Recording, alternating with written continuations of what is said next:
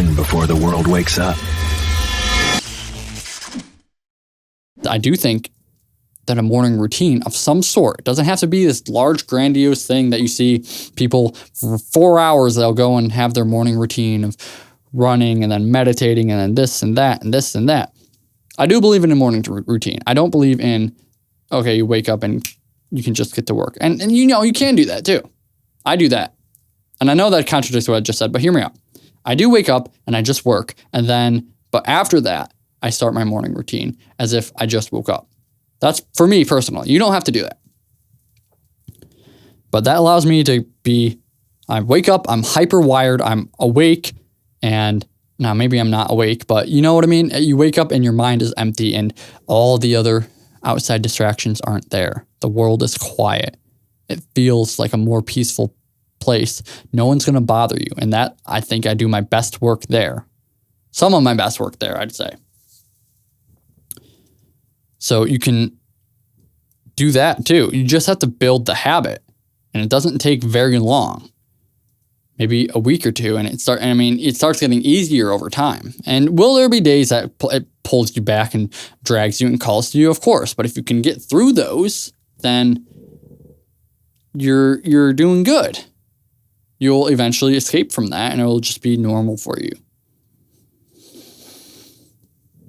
So if you're reaching for that, and the other thing is too, what you can do is program your own mind. And not only don't let outside things program you, but program your own mind first thing in the morning.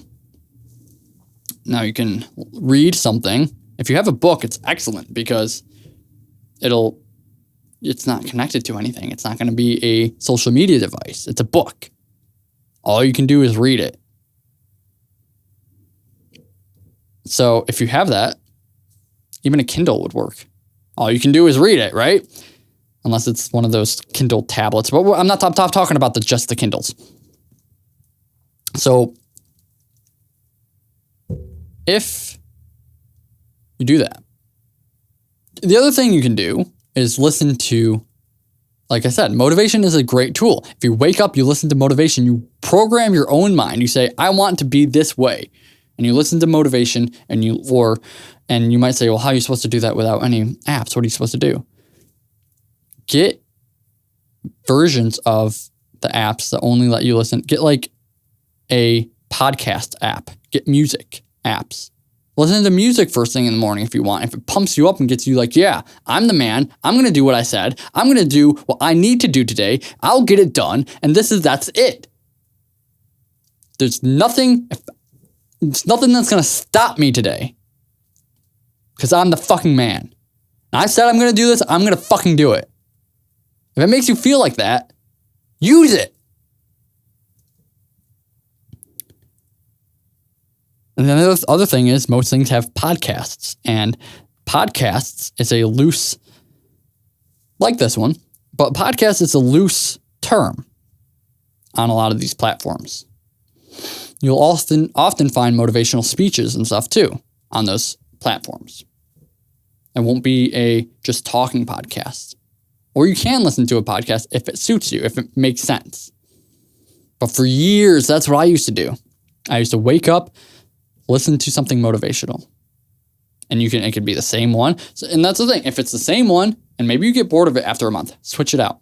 But you can have the audio file saved to your phone. That way, it's an audio file. Don't even turn on the Wi-Fi. Turn off the Wi-Fi. It's just on your phone.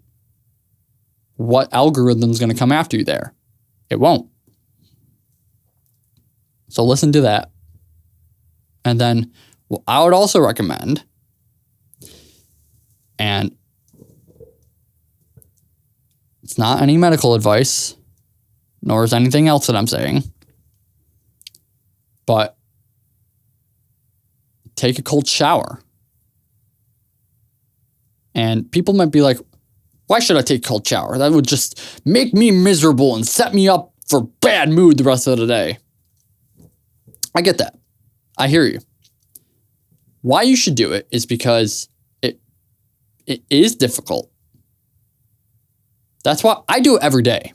And that's why I do it. Because it's difficult. I mean, again, I wouldn't recommend doing it first thing, because then if your cold shower is the first thing that you have to look forward to, then you're not going to want to get out of bed in the first place. But then again, that's why you have it across the room, and then you are out of bed, and then you're like, oh shit, I got to go do that now. The other thing is, what I found for me dampens the blow. Don't think about the cold shower. What you should do is take a warm shower first, or at least a lukewarm shower.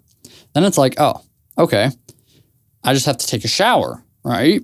And then at the end, go cold.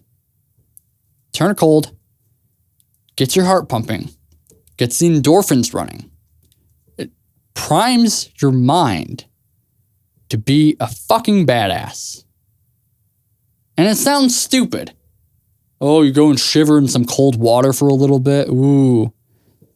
But the effects make sense. You stay cold and primed for hours on end. It literally raises the endorphins and dopamine in your brain for several hours after the cold shower. This has been proven. So by taking a cold shower, and you might say, well, isn't dopamine bad? But then you'll feel like if you do that and your mind is primed, and then you go and do something productive, you will be getting dopamine for the productive things that you're doing. And that will reestablish a good habit in your mind. It'll make your mind programmed habitually to want to work, because there's a dopamine associated with it. It's a win-win-win. So if you don't, that's not what I meant to say.